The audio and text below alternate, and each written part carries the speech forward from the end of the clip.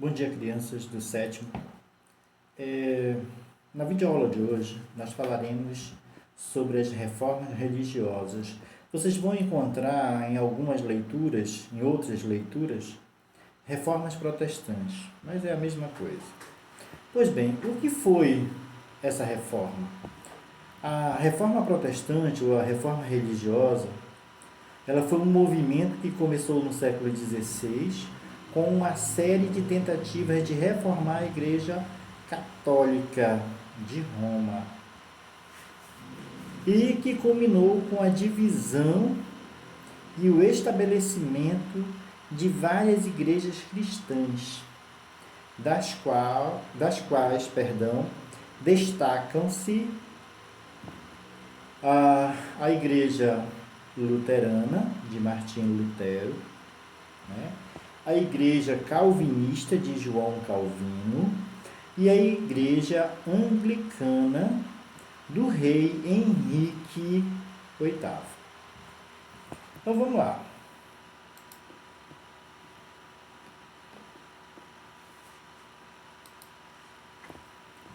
As principais causas: as novas interpretações da Bíblia, a corrupção do clero,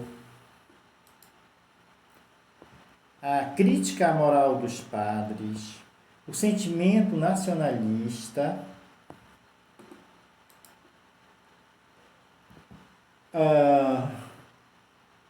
o descontentamento do povo e a desmoralização do poder papal. Vamos ver cada uma dessas. Pois bem, as novas interpretações da Bíblia. O que foi isso? Com a difusão da imprensa, ou seja, quando Gutenberg ele vai criar a imprensa, ou a prensa, na verdade, isso vai favorecer com que mais pessoas tenham acesso a livros, a leitura. Com a Bíblia não foi diferente. Por quê? Porque a Bíblia, um dos pontos da reforma protestante é que o monge, o Martinho Lutero, ele vai traduzir a Bíblia do latim para o alemão e vai, com a ajuda do Gutenberg, com a ajuda da prensa, né, ele vai reproduzir mais e mais cópias e muitas outras pessoas terão acesso. E essas pessoas, ao lerem, farão as suas próprias interpretações. Daí, né, as novas interpretações da Bíblia. Já a corrupção do clero, ela vai se dar pela prática da simonia. O que é isso? A venda de objetos sagrados. Por exemplo, era comum alguém pegar um espinho velho e dizer que aquele espinho foi o espinho que estava cravado na testa de Santa Teresinha. Ou pegar um osso de um jumento qualquer e dizer que aquele osso era uma relíquia que foi do jumento que carregou Nossa Senhora e Jesus Cristo quando fugiram. Enfim. Ou um pedaço de tecido velho e dizer que aquilo pertencia a algum santo e tal. A outra situação era também sobre a venda de indulgências. O que é isso? É quando você formula um documento, uma carta, um documento, e nesse, a Igreja Católica naquela época, ela vendia indulgência, quer dizer, vendeu perdão para alguém. Essa pessoa ela poderia ter morrido ou estar viva. Ela comprava o seu perdão, então eles vendiam. Certo? Vamos lá. A crítica à moral dos padres. Por que passaram a criticar os padres nessa época? Porque muitos deles se envolveram em escândalos amorosos, enfim, uma série de outros escândalos, né? E o sentimento nacionalista, que foi o fortalecimento das monarquias nacionais. Os reis passaram a encarar a igreja, né, que tinha sede em Roma e utilizava o latim como uma entidade estrangeira, né, que interferia em seus países. Então, esse sentimento nacionalista vai fazer com que o rei, não, para aí, aqui é a Inglaterra, aqui quem manda sou eu, certo? Perdão. Um outro fator, o descontentamento do povo. Por quê? Porque durante muito tempo o povo foi tolhido, foi proibido, né, de uma série de coisas, sem contar que uma série de impostos devido à igreja favorecia a insatisfação espiritual e o apoio, né, dos atuais reis, nobres, enfim. E a desmoralização do poder papal. Quando é que vai se dar isso? Com o cisma do Oriente. O que foi o cisma do Oriente? Ora, lá atrás, nós vimos que o cisma do Oriente, no Império Bizantino, nada mais foi do que a separação, a divisão da Igreja Católica. A Igreja Católica tornou-se duas igrejas. A Igreja Católica Apostólica Romana, com sede em Roma, na Itália, e a Igreja Católica Apostólica Ortodoxa, com sede lá em Constantinopla. Certo? Esse foi o cisma do Oriente. Então, é a partir daí que o poder papal ele vai ficar assim meio que sem grandes credibilidade. Vamos seguir. Então, como é que vai se dar a reforma na Alemanha? O monge, como eu falei anteriormente, o monge alemão chamado de Martim Lutero, ele foi um dos primeiros a contestar, né, fortemente os dogmas da Igreja Católica. E após isso, ele fixou na porta da igreja de Wittenberg as 95 teses que criticavam vários pontos da doutrina católica. Essas 95 teses, né, de Martim Lutero, ela condenava a venda de indulgência, ela propunha a fundação do luteranismo, religião luterana. De acordo com Lutero, a salvação do homem ela ocorria pela fé e não pelas obras. Certo? A Igreja Católica dizia que você só adquiria a salvação se você fizesse algo, né, uma obra de caridade, enfim. Pois bem, quais as consequências dessas 95 teses de Martim Lutero? O Lutero ele foi excomungado pelo Papa Leão X em 1521, como também não quis se retratar com o imperador Carlos V. Ele foi expulso do Sacro Império Romano Germânico, né? Ele acaba se refugiando num palácio e ele vai traduzir a Bíblia para o alemão, ou seja, ele vai levar 8 anos sob a proteção, né, do Principado Alemão. Por que o Principado Alemão vai dar proteção ao Lutero? Porque as teses de Lutero não condenava o capital, os juros, a riqueza, ele não condenava. Isso era fruto do trabalho do homem. Já a Igreja Católica, ela condenava, né? Mas ao mesmo tempo que ela condenava, ela se contradizia. Por quê? Porque era a nobreza que financiava as suas obras, como a construção da Capela de São Pedro e outras obras.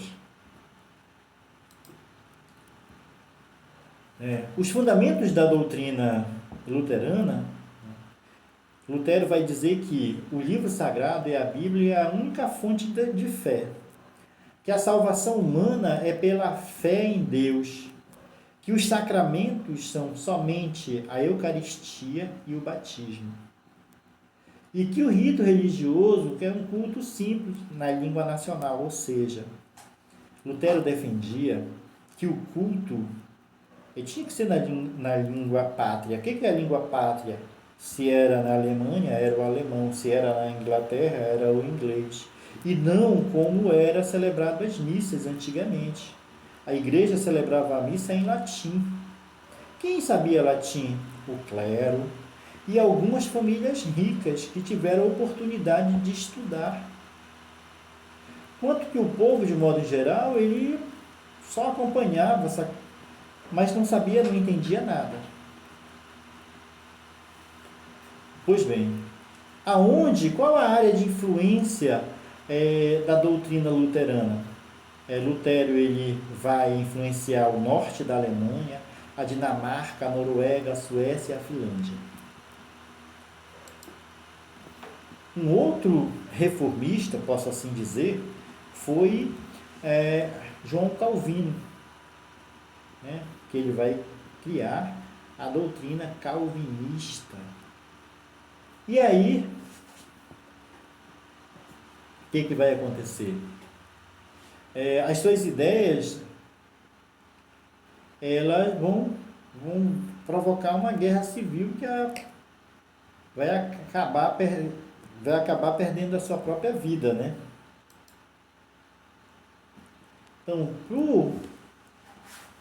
o João Calvino, ele vai dizer o seguinte: o livro sagrado é a Bíblia e é a única fonte de fé.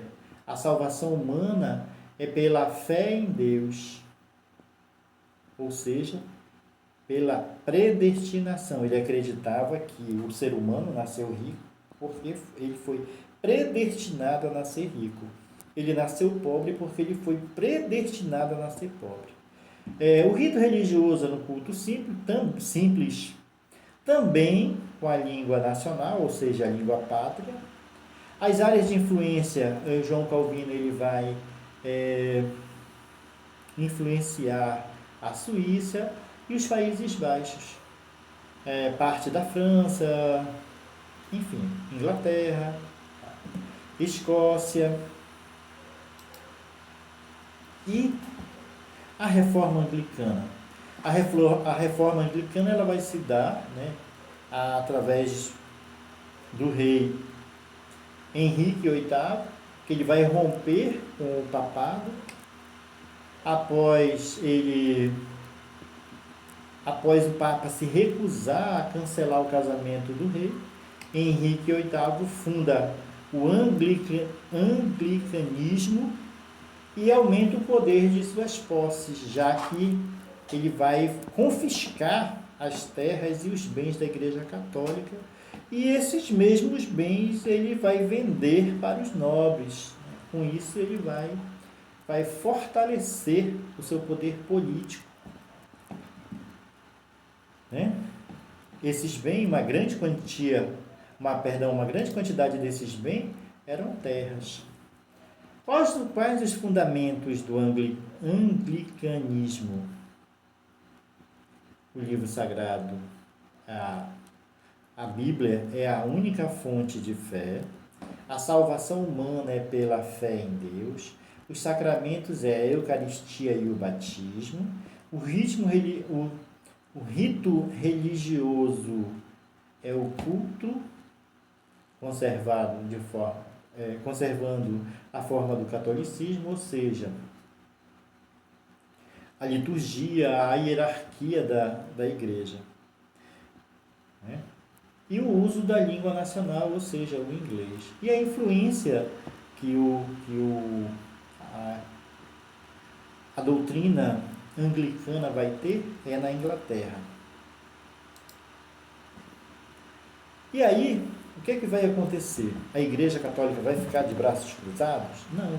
A Igreja Católica vai lançar a Contra-Reforma. O que foi a Contra-Reforma? A Contra-Reforma, né, foi avanço das ideias, né? A Contra-Reforma ela vai vai ser um movimento contra o avanço das ideias protestantes e vai ganhar força em um movimento de moralização do clero e reorganização das estruturas administrativas da Igreja Católica. E vai ficar, né, conhecida como Contra-Reforma. Tá? Um conjunto de medidas vão ser adotados, como a criação da Companhia dos Jesuítas, né?